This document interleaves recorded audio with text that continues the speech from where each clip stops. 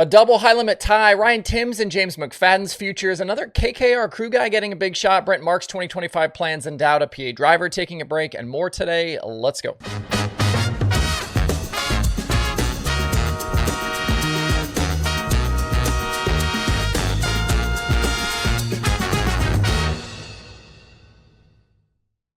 It's Wednesday, October 9th. I'm Justin Fiedler. This is DIRTRACKR Daily presented by Kubota Genuine Parts.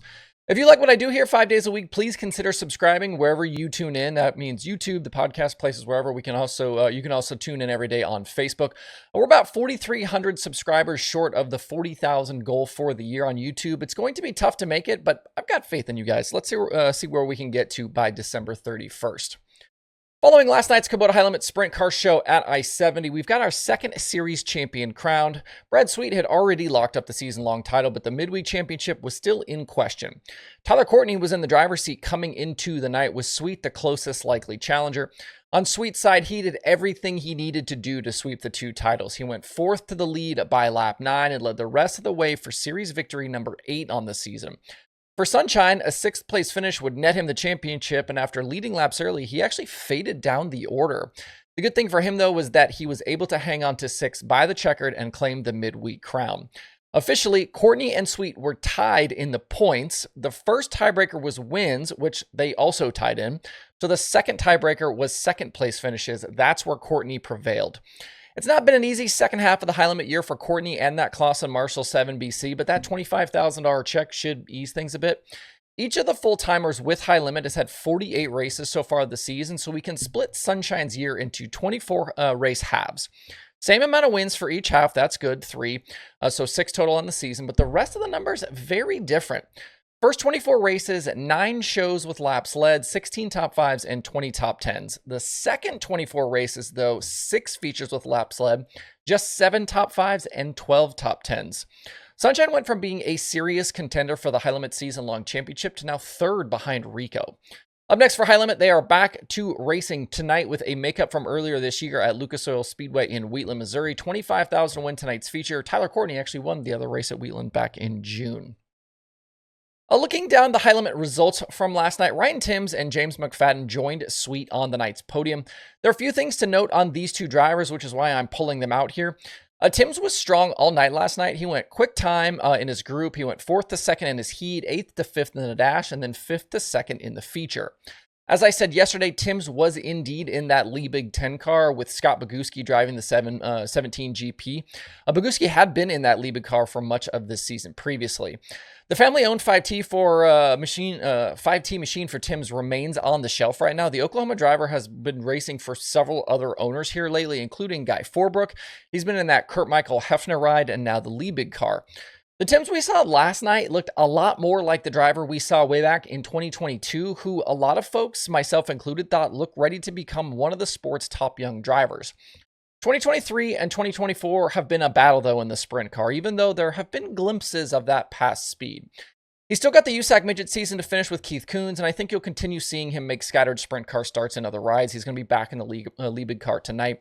Word on the sprint car streets, though, is that Timms will likely run Trophy Cup at Tulare here soon with a certain beef-backed sprint car team. And speaking of beef, pulling McFadden into this conversation, there are a lot of rumblings about his future racing sprint cars in the United States. He's battled his way into a charter spot with High Limit, driving that Roth 83, but chatter points to him potentially pulling back to a partial schedule for 2025 and spending more time in his home country of Australia. I've heard from some it's already a done deal that he's pulling back, while others say it might not be 100% just yet, but definitely a situation to pay attention to. Buddy Kofoid staying in the other Roth car seems to be a foregone conclusion, but that second team, it's got question marks right now.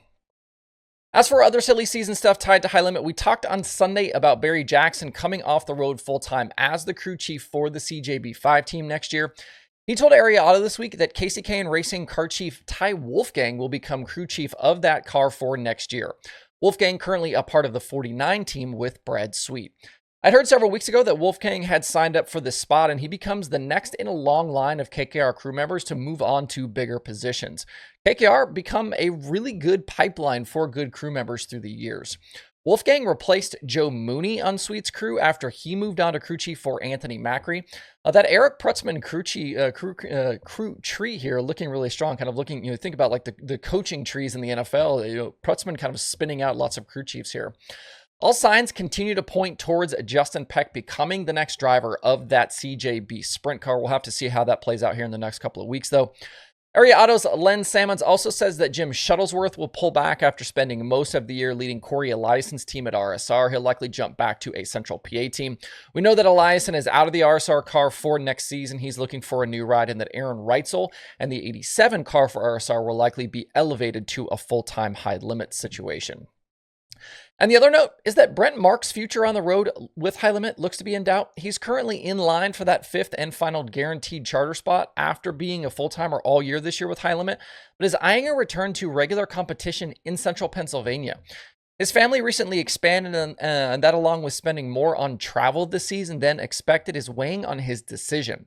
This was not a driver I'd heard here recently was potentially questioning his national tour status, but I think this is a strong indication that teams just aren't quite sure right now what it will mean to hold a high limit charter. Of the teams in line for one of those charters, we now have 2 with question marks about their future with the series between Marks 19 and the Roth 83.